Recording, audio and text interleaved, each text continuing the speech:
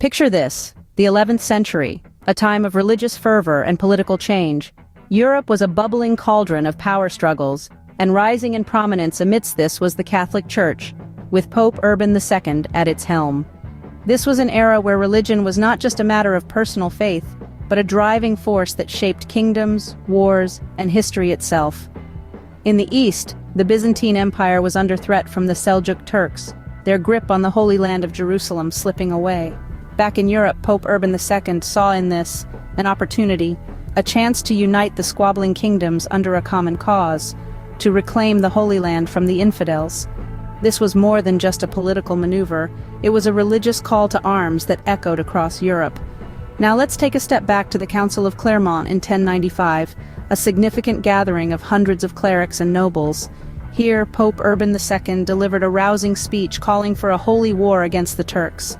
His words were powerful, his message clear. Those who took the cross, those who embarked on this holy mission would be granted indulgence. In simpler terms, they were promised salvation, a direct ticket to heaven irrespective of their earthly sins. This was an irresistible offer for many. Nobles saw a chance to expand their power and wealth, knights sought glory and honor, and common folk were drawn by the promise of divine salvation and the allure of the unknown.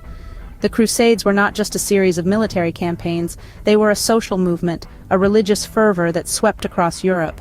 The promise of salvation acted as a powerful motivator, compelling thousands to take up the cross and embark on this perilous journey. With the promise of salvation and the allure of the unknown, the First Crusade was set in motion. Imagine the excitement, the trepidation, as thousands embarked on this epic journey eastwards. The First Crusade, a pilgrimage of faith and a mission of war, was a journey that spanned thousands of miles and several years. The Crusaders, a motley crew of knights, peasants, and clergy, left their homes in Western Europe, driven by a profound sense of duty and the promise of spiritual rewards. They traveled across treacherous terrains, braving harsh weather conditions and the ever-looming threat of disease and starvation. Yet they pressed on, their faith unwavering, their spirits unbroken. The journey was as much a cultural expedition as it was a military one. As they made their way through foreign lands, the Crusaders encountered a myriad of cultures, each with its own unique customs and traditions. They crossed paths with the Byzantine Empire, a civilization of incredible wealth and sophistication, whose grandeur was a stark contrast to their own relatively humble societies. They then journeyed through the vast expanses of Anatolia, coming face to face with the Seljuk Turks, a formidable enemy who would prove to be a stern test of their resolve. The siege of Nicaea in 1097 marked a pivotal moment in the Crusaders' journey. The city, a stronghold of the Seljuk Turks, stood as a formidable barrier between the Crusaders and their ultimate goal, Jerusalem. The siege was a grueling test of endurance and strategy, but after weeks of intense fighting, the city eventually fell to the Crusaders. The victory at Nicaea was a significant morale boost, a testament to their strength and determination, and a sign of the trials yet to come. The journey of the First Crusade was fraught with challenges and hardships, yet it was also a journey of discovery, of cultural exchange, and of personal transformation.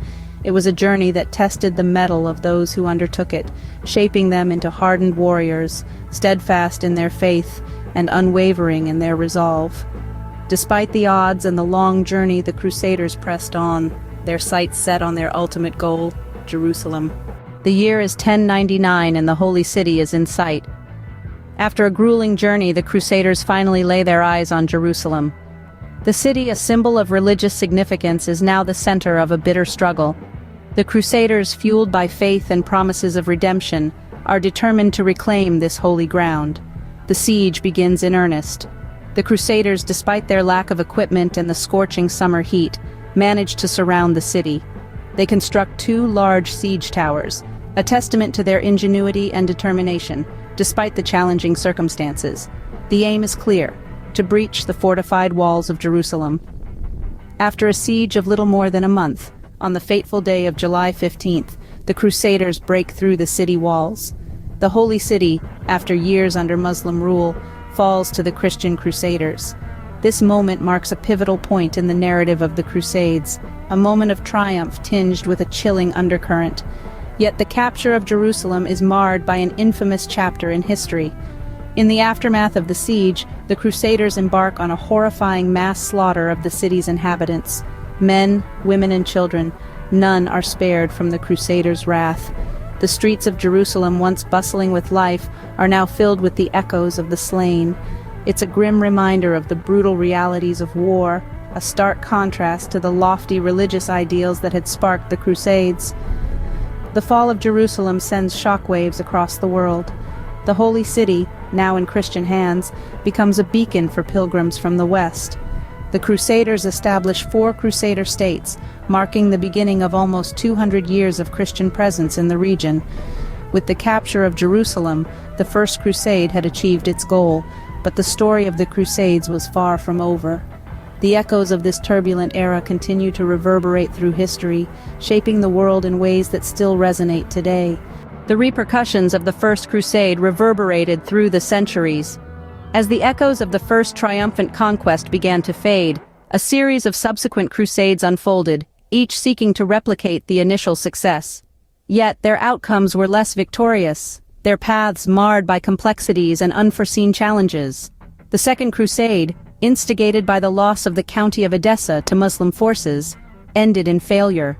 The Third Crusade, famously associated with Richard the Lionheart and Saladin, saw some territorial gains but fell short of reclaiming Jerusalem.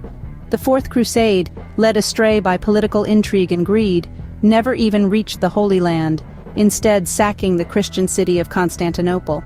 By the time of the Eighth Crusade, the momentum had significantly waned, and the grand dream of a permanently Christian Jerusalem had all but evaporated.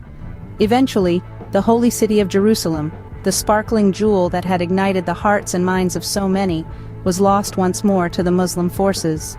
This marked a pivotal moment in the narrative of the Crusades, a tangible sign of the waning influence of the Christian Crusaders in the region. But the Crusades were not merely a series of military expeditions. They left a profound and enduring legacy on Europe and the Middle East. The Crusades marked the beginning of widespread religious warfare, setting a precedent for centuries of conflict. They also sparked an era of increased trade and cultural exchange between East and West, leading to a period of Renaissance in Europe. Moreover, they left a lasting impact on the relationship between the Christian and Muslim worlds, the consequences of which are still evident today.